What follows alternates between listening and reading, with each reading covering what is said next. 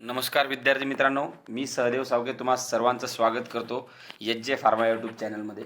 विद्यार्थी मित्रांनो, तुम्हा सर्वांनाच माहीत आहे की MPSCद्वारे फार्मासिस्ट या पदासाठी फॉर्म भरून घेण्यात आले होते आणि याचा सिलेबस किंवा जे हॉल तिकीट्स येणार आहेत किंवा एक्झामची डेट काय आहे ती लवकरच कळवण्यात येईल असं मी एका व्हिडिओमध्ये सांगितलं होतं आणि त्याचा सिलेबस अगोदर जो सिलेबस त्यांनी दिला होता तो आपण डिस्कससुद्धा केलेला आहे. पण विद्यार्थी मित्रांनो, 6 एप्रिल 2022 रोजी त्यांनी यावर्षी अपडेट करून सिलेबस टाकलेला आहे की फार्मासिस्ट जो पेपर होईल या फार्मासिस्ट पदाचा क्लास 2 वर्ग ब चा, तर त्याचा सिलेबस नेमका काय राहणार आहे ते त्यांनी इथं स्पष्टपणे काय केलेलं आहे, नोटिफिकेशनद्वारे आपल्याला कळवलेलं आहे. हे नोटिफिकेशन MPSCच्या ऑफिशियल साईटवर अवेलेबल आहे.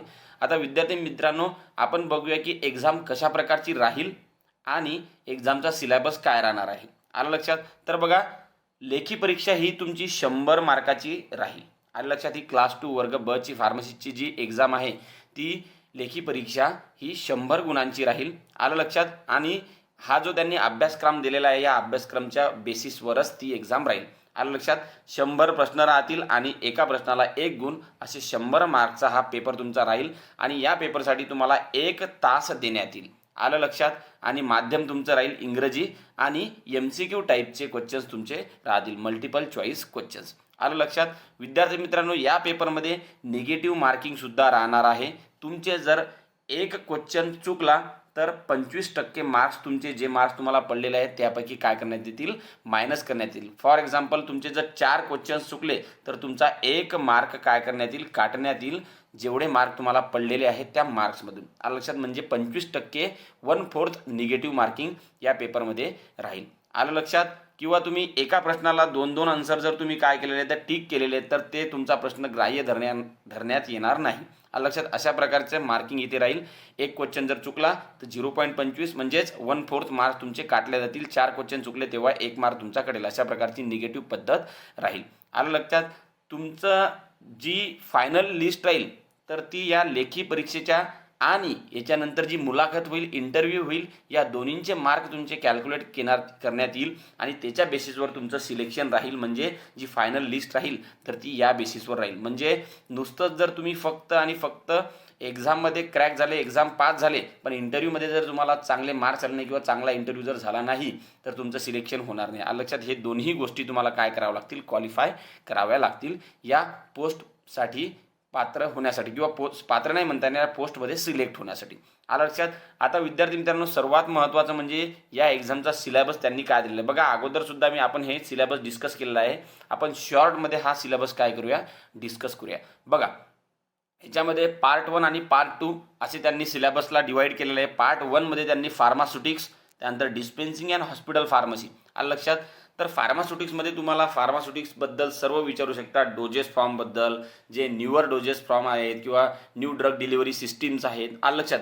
सगळ्या प्रकारचे तुम्हाला या फार्मास्युटिक्समध्ये विचारू शकतात. मग ते फार्मास्युटिक्स फर्स्ट असो, सेकंड असो, डिग्रीमधलं फार्मासिस्ट, सर्व फार्मास्युटिक जे आहे ते सर्व प्रकारचं फार्मास्युटिक तुम्हाला इथे विचारू शकतात. हॉस्पिटल फार्मसी हे खूप महत्त्वाचं आहे, कारण की आपला जॉबच हा हॉस्पिटल फार्मसीच्या रिलेटेड आहे. त्यामुळे हॉस्पिटल फार्मसीसुद्धा काय आहे, महत्त्वाचं आहे. याच्यामध्ये मेन टॉपिक कोणते तुम्हाला कव्हर करायचे आणि आपण सुद्धा व्हिडिओद्वारे हे कव्हर करणार आहोत. आलं लक्षात? विद्यार्थी मित्रांनो, बघा, पहिला जो टॉपिक आहे तो आहे फॉर्म्युलेशन्स. म्हणजे वेगवेगळे जे फॉर्म्युलेशन्स आहेत किंवा त्याला आपण डोजेस फॉर्म्स म्हणतो, तर याच्याबद्दल तुम्हाला सर्व माहिती असायला पाहिजे. जसं की कोणकोणते टाईप्स आहेत फॉर्म्युलेशनचे, कोणकोणते प्रिपरेशन्स आहेत, त्यानंतर पॅकेजिंग, त्यांचं लेबलिंग, स्टोरेज किंवा various conventional and prolong drug delivery system, म्हणजे न्यू ड्रग डिलिव्हरी सिस्टीम जे आहेत. आलं लक्षात? हे सुद्धा तुम्हाला माहीत असायला हवं. त्यानंतर per oral and parenteral administration, novel route of drug administration including pulmonary, nasal, ophthalmics, transdermal and concept of drug stability and shelf life. तर हे फॉर्म्युलेशनबद्दल तुम्हाला सर्व माहीत असायला पाहिजे. ड्रग स्टॅबिलिटी आणि सेल्फ लाईफ काय आहे हे सुद्धा तुम्हाला माहीत असायला हवं. आलं लक्षात? त्यानंतर दुसरा जो पॉईंट त्यांनी दिलेला आहे, दुसरा जो टॉपिक त्यांनी दिलेला आहे तो आहे प्रिस्क्रिप्शन.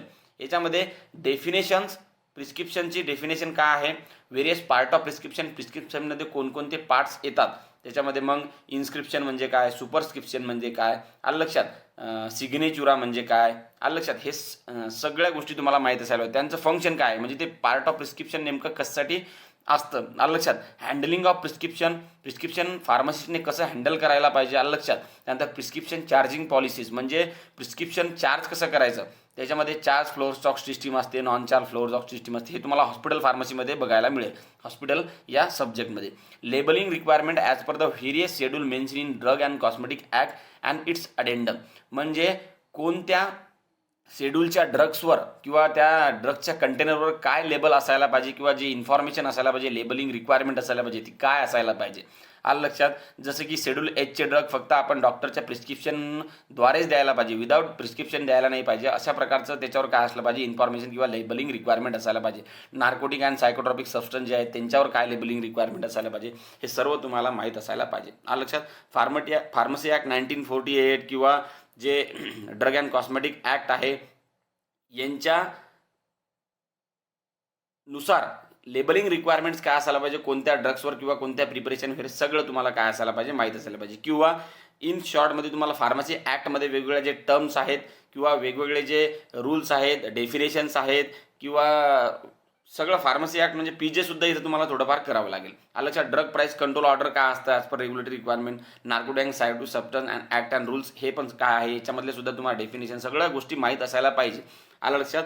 त्यानंतर तिसरा चॅप्टर आहे पोसोलॉजी, खूप महत्त्वाचं आहे. पोसोलॉजी म्हणजे काय, तर आपण डोस कशा प्रकारचा द्यायला पाहिजे चिल्ड्रनमध्ये किंवा ॲडल्टमध्ये किंवा जेरियाट्रिक पेशंटमध्ये, या सर्वांचं कॅल्क्युलेशन कोणत्या याच्यामध्ये येतं, तर पोसोलॉजीमध्ये येतं, आलं लक्षात. म्हणजे त्यामध्ये डेफिनेशन काय आहे, factor affecting dose selection, dose select करताना कोणकोणते फॅक्टर्स यायला पाहिजेत, calculation of doses for the paediatric and geriatric patient, paediatric आणि जेरियाट्रिक पेशंटसाठी डोस कॅल्क्युलेट करताना कोणकोणत्या गोष्टी कन्सिडर करायला पाहिजे किंवा कोणकोणते फॉर्म्युले यूज करायला पाहिजे, हे सुद्धा तिथं काय आहे तुम्हाला बघावं लागेल. त्यानंतर study of various pharmacopoeias, monograph and various quality control test mention in the monograph. आता वेगवेगळे जे फार्माकोपियाज आहेत त्यांच्याबद्दल पण तुम्हाला काय माहीत असायला पाहिजे, माहिती असायला पाहिजे. जसं की इंडियन फार्माकोपियामध्ये जे वेगवेगळे एडिशन्स आहेत त्या एडिशन्समध्ये काय काय सुधारणा करण्यात आल्या होत्या किंवा काय काय ॲड करण्यात आलं होतं, आलं लक्षात. किंवा मोनोग्राफ जे असतात, कोणताही ड्रग त्याच्याबद्दल सर्व इन्फॉर्मेशन म्हणजे काय असतं, मोनोग्राफ, आलं लक्षात. हे सगळ्याबद्दल तुम्हाला माहिती असायला पाहिजे, हे याच्यामध्ये दिलेलं आहे. किंवा एखादा ड्रग आहे त्याची एखादी स्पेसिफिक क्वालिटी कंट्रोल टेस्ट कोणती आहे, म्हणजे various quality control test mention in the monograph, IP, USP, EP and BP, आलं लक्षात. हे जे सर्व जे फार्माकोपियाज आहे यांच्यामध्ये कोणकोणत्या ड्रगसाठी व कोणकोणती स्पेसिफिक क्वालिटी कंट्रोल टेस्ट दिली आहे ते सुद्धा तुम्हाला माहीत असायला पाहिजे. जसं की टॅबलेटसाठी तुम्हाला चेक करायचं असेल कोणती टॅबलेट, तिचा डिसइंटिग्रेशन टाईम काय असतो किंवा डिझॉल्युशन काय असतं, आलं लक्षात. हे सगळं तुम्हाला माहीत असायला पाहिजे किंवा ती टेस्टिंग माहीत असायला पाहिजे. त्यानंतर विद्यार्थी मित्रांनो पाचवा जे महत्त्वाचा चॅप्टर आहे ते आहे स्टराईल प्रोडक्ट्स. त्याच्यामध्ये their manufacturing quality control, sterile product कशा प्रकारे मॅन्युफॅक्चर करायचे, त्यांच्यासाठी कोणकोणत्या क्वालिटी कंट्रोल टेस्ट आहेत, मेथड ऑफ स्टरलायझेशन, तो जर आपल्याला स्टरलाइज करायचं असेल तर कोणकोणत्या मेथड्स आपण यूज करायला पाहिजे, and their validation their of, म्हणजे त्यांचं व्हॅलिडेशन करायला पाहिजे, म्हणजे व्हॅलिडेशन कसं करायचं, लक्षात. हे सगळ्या गोष्टी स्टरलायझेशन आणि व्हॅलिडेशन म्हणजे स्टरलायझेशन व्यवस्थित झालं का नाही हे बघण्यासाठी आपण व्हॅलिडेशन करतो, आलं लक्षात. तर हे सगळ्या गोष्टी ते काय आहेत, महत्त्वाच्या आहेत. नंतर test for sterility, test for pyrogen, sterility test काय आहे, पायरोजन टेस्ट काय आहे, हे सगळं तुम्हाला माहीत असायला पाहिजे. Concept of asepsis and maintenance of aseptic condition.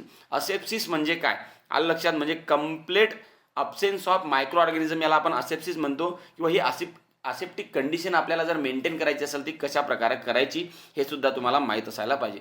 त्यानंतर सेंट्रल स्टराईल सप्लाय डिपार्टमेंट, आपण CSSD म्हणतो आपण त्याला, म्हणजे आपल्या स्टोअरमध्ये आपल्या हॉस्पिटलमध्ये सगळे इन्स्ट्रुमेंट, जे सर्जिकल इन्स्ट्रुमेंट जे असतात, स्टरिलाइज्ड इन्स्ट्रुमेंट, ते डिपार्टमेंट कसं असतं, त्याचं लोकेशन काय आहे, तिथून कुठे कुठे सप्लाय होतो, लक्षात काय काय सप्लाय होतं, हे सगळ्या प्रकारची इन्फॉर्मेशन तुम्हाला माहीत असायला पाहिजे. त्यासाठी तुम्हाला हॉस्पिटल आणि क्लिनिकल फार्मसी या सब्जेक्टमधला सेंट्रल स्टराईल सप्लाय डिपार्टमेंट हा जो टॉपिक आहे हा तुम्हाला माहीत असायला पाहिजे. आणि इट्स फंक्शनिंग, त्याचं फंक्शनसुद्धा काय हे सुद्धा तुम्हाला माहीत असायला पाहिजे. त्यानंतर मायक्रोबायोलॉजिकल मीडियाज, लक्षात, वेगवेगळे जे मायक्रोबियल ग्रोथ करण्यासाठी, लक्षात, जसं आपण काही अँटीबायोटिक प्रिपेअर करतो, त्या अँटीबायोटिक प्रिपेअर करण्यासाठी मायक्रोबियल मीडियाज पाहिजेत आपल्याला, आहे का नाही. तर हे मायक्रोबियल मीडिया कोणकोणते आहेत, त्यांचं प्रिपरेशन कसं करायचं, म्हणजे प्रिपेअर कसे करायचे किंवा स्टरलाइज कसं करायचं, लक्षात. तर हे तुम्हाला माहीत असायला पाहिजे. सर्जिकल ड्रेसिंग्स तुम्हाला माहीतच असायला पाहिजे, कारण की सर्जिकल ड्रेसिंग हे हॉस्पिटलमध्ये खूप महत्त्वाचं आहे. वेगवेगळ्या डिपार्टमेंटसाठी जे गायनोकॉलॉजिकल डिपार्टमेंट असतात, पेडियाट्रिक डिपार्टमेंट असतात, जनरल सर्जिकल डिपार्टमेंट असतात, याच्यासाठी हे सर्जिकल ड्रेसिंग खूप महत्त्वाचे असतात. सर्जिकल ड्रेसिंगची प्रॉपर्टीज कशा असायला पाहिजे, त्यांचं स्टरलायझेशन करायचं असेल तर कोणत्या मेथडनं करायचं, standard and test for sterility, म्हणजे सर्जिकल ड्रेसिंग्स हे स्टँडर्ड क्वालिटीचे आहेत किंवा ते व्यवस्थित स्टरलाइज झालेले आहेत, तर हे बघण्यासाठी कोणकोणत्या टेस्ट आहेत हे सुद्धा आपल्याला माहीत असायला पाहिजे. त्यानंतर लिगेचर अँड सुचर्स म्हणजे काय. आता लिगेचर आणि सुचर हे महत्त्वाचं म्हणजे काय माहिती आहे का, ऑपरेशनल डिपार्टमेंटमध्ये किंवा सर्जिकल डिपार्टमेंटमध्ये हे खूप महत्त्वाचे असतात. लक्षात स्टिचिंगसाठी वगैरे. तर लिगाचर्स आणि सुचर्स हे सुद्धा तुम्हाला माहीत असायला पाहिजे. मग ॲब्झॉर्बेबल आणि नॉन ॲब्झॉर्बेबल लिगेचर किंवा सुचर्स म्हणजे काय. सुचर्स म्हणजे ते प्रिपेअर कसे करतात, कशापासून करतात, कोणतं मटेरियल यूज करतात ते प्रिपेअर करण्यासाठी, आणि ते स्टँडर्ड आहे किंवा नाही, त्यांच्यासाठी कोणकोणत्या स्टेरिलिटी टेस्ट आहेत हे तुम्हाला माहीत असायला पाहिजे. त्यानंतर hospital and a drug store हे तर खूप महत्त्वाचं आहे, कारण की इथंच आपण काम करणार आहोत. आलं लक्षात. विद्यार्थी मित्रांनो, हॉस्पिटल आणि ड्रग स्टोअर जे फार्मसी आहे मेन, त्याचं हॉस्पिटलचं लेआउट किंवा फार्मसीचं लेआउट कसं असायला पाहिजे हे सुद्धा याच्यामध्ये तुम्हाला माहीत असायला पाहिजे. नेमकं फार्मसी ही ग्राउंड फ्लोअरला पाहिजे. हॉस्पिटलनंतर विद्यार्थी मित्रांनो, स्टाफ कोणकोणता पाहिजे तिथे हॉस्पिटल आणि ड्रग स्टोअरमध्ये सुद्धा. त्यानंतर मटेरियल कशा प्रकारचं मटेरियल म्हणजे व्यवस्थित ओळखण्यासाठी कशा प्रकारचं कोडिंग करायचं, आणि स्टॉक कसं करायचं, इन्क्लुडिंग स्टोरेज कंडिशन, सगळं हे आपल्याला माहीत पाहिजे हॉस्पिटल आणि ड्रग स्टोअरबद्दल. Legal requirement, maintenance of various register, use of computers for day to day record keeping, inventory control, concept of EOQ economic order quantity म्हणजे काय, परचेस पॉलिसी कशी असतं, drug distribution system in hospital कशा प्रकारचे असतं. आलं लक्षात. Dispensing to inpatient and outpatient कसा प्रकारे असायला पाहिजे. Safe use of drug in hospital. आलं लक्षात. हे सगळ्या प्रकारच्या गोष्टी तुम्हाला हॉस्पिटल आणि ड्रग स्टोअरबद्दल माहीत असायला पाहिजे. आता क्लिनिकल फार्मसीमध्ये खूप महत्त्वाचं म्हणजे ड्रग आणि पॉयझन इन्फॉर्मेशन सर्व्हिसेस तुम्हाला माहीत असायला पाहिजे. It's management. एखादी जर पॉयझनिंग झाली तर त्यासाठी काय ट्रीटमेंट आहे किंवा त्याची मॅनेजमेंट कशी करायची, एखादी अगोदरची फर्स्ट एड ट्रीटमेंट काय आहे, सगळ्या प्रकारे तुम्हाला माहीत असायला पाहिजे. त्यानंतर पेशंट काउन्सिलिंग काय करायला पाहिजे तुम्ही, पेशंट इन्फॉर्मेशन लिफलेट्स काय असतं, पेशंट मेडिकेशन अडेरन्स काय असतं, म्हणजे आपण जे व्यवस्थित पेशंटला सांगितलं ते समजलं का नाही, आलं लक्षात, त्याला आपण पेशंट मेडिकेशन अडेरन्स म्हणतो. Drug and drug food interactions, adverse drug reactions काय काय होतात एखाद्या ड्रगनं, use of software and database for the monitoring drug interaction and adverse drug reaction and idiosyncratic reaction म्हणजे काय हे सुद्धा तुम्हाला माहीत असायला पाहिजे. सर्वात महत्त्वाचं म्हणजे आता फार्माकोलॉजी अँड टॉक्झिकॉलॉजी. याच्यामध्ये तुम्हाला काय त्यांनी पॉईंट दिलेले आहेत. Concept of health and disease, health काय आणि डिसीज काय हे माहीत असायला पाहिजे. पॉझिटिव्ह एजंट कोणकोणते आहेत वेगवेगळ्या डिसीजचे, जसे की एड्स, ट्युबरक्युलोसिस, अशाबद्दल तुम्हाला माहीत पाहिजे. आता हे त्यांनी दोनच दिले पण बाकीचेही येऊ शकतात. Brief outline of communicable disease, model of transmission and prevention. कोणताही कम्युनिकेबल डिसीज हा कशा प्रकारे ट्रान्सफर होऊ शकतो किंवा ट्रान्समिट होऊ शकतो हे सुद्धा तुम्हाला माहीत असायला पाहिजे. किंवा ते प्रिव्हेंट करण्यासाठी तुम्हाला कोणती काळजी घ्यायची आहे किंवा त्याच्या ट्रीटमेंटसाठी तुम्हाला काय यूज करायचे आहेत, कोणते ड्रग्स यूज करायचे आहेत, हे सगळं कशामध्ये येतं, फार्माकोलॉजी आणि टॉक्झिकॉलॉजीमध्ये. त्यानंतर first aid, emergency treatment of shock, snake bite, burn, poisoning आणि फ्रॅक्चर्स याच्याबद्दल सुद्धा तुम्हाला माहीत असायला पाहिजे. फर्स्ट एड म्हणजे जर एखाद्याला शॉक म्हणजे काय, आपण त्याला स्ट्रोकही म्हणू शकतो आणि शॉकही म्हणू शकतो. आलं लक्षात. स्नेक बाईट झाल्यानंतर, बर्न झाल्याच्यानंतर, पॉयझनिंग झाल्याच्यानंतर, फ्रॅक्चर झाल्याच्यानंतर तुम्ही फर्स्ट एड ट्रीटमेंट कोणती द्यायला हवी, आलं लक्षात, हे पण तुम्हाला माहीत असायला पाहिजे. ते फार्मसिस्टचं कर्तव्य आहे. त्यानंतर pharmacology of following classes of drug. खाली जे ड्रगचे क्लासेस दिले याच्याबद्दल तुम्हाला सगळी इन्फॉर्मेशन माहीत असायला पाहिजे. जसं की anti hypertensives, anti anginal agents, anti hyperlipidemic agent, cardiotonics, anti allergic, anti diabetic, anti microbial, antibiotics including the newer generation antibiotic, anti ulcer agent, antacid आणि anti HIV agent, anti depression, या सगळ्याबद्दल तुम्हाला माहीत असायला पाहिजे. त्यानंतर क्लिनिकल टॉक्सिकॉलॉजी, याच्यामध्ये तुम्हाला वेगवेगळ्या पॉयझनिंग जर झाल्या तर कोणकोणते सिम्पटम्स होऊ शकतात, त्याचं मॅनेजमेंट कसं करायचं, ट्रीटमेंट कोणती द्यायची, कशापासून पॉयझनिंग होऊ शकते, पेस्टिसाईडपासून होऊ शकते, ओपिएटची पॉयझनिंग होऊ शकते, बार्बिच्युरेट पॉयझनिंग होऊ शकते, बेंझोडायझेपाइन पॉयझनिंग होऊ शकते, अल्कोहोलची पॉयझनिंग होऊ शकते, इथेनॉल, मिथेनॉलची. त्यानंतर पॅरासिटामॉल आणि सॅलिसायलेटची पॉयझनिंग होऊ शकते. हेवी मेटल्स जसे की arsenic, lead, mercury, radiation poisoning ही सुद्धा होऊ शकते. तर याच्या मॅनेजमेंटमध्ये, ट्रीटमेंटमध्ये किंवा याचे सिम्पटम्स काय ते सगळ्या गोष्टी तुम्हाला माहीत असायला पाहिजे. तर हा आहे कंप्लीट सिलेबस फार्मसिस्ट वर्ग ब या पदासाठी MPSCने 6 एप्रिल 2022 रोजी काय केला, डिस्प्ले केलेला आहे. तर या प्रकारे तुम्हाला अभ्यास करायचा आहे. याच्या बाहेरचे प्रश्न जाणार नाहीत. अशा प्रकारे एकदम स्पेसिफिक आणि टेक्निकल प्रकारे तुम्हाला काय करायचं, हा अभ्यास करायचा आहे. आलं लक्षात. जय हिंद, जय महाराष्ट्र.